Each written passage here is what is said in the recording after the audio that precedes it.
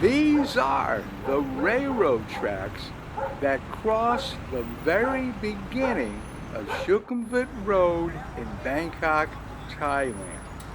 Now these tracks head down to Klong Toy, and they've been basically dormant for the past few years. Maybe once a week a freight train would come by heading into the port.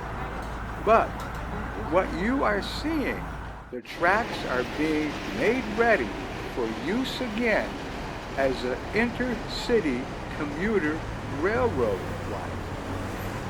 This here will be one of the stations.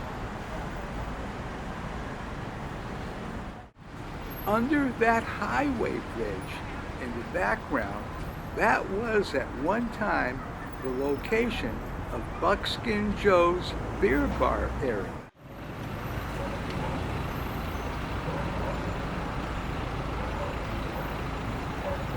There is more great footage to come, so please like and subscribe.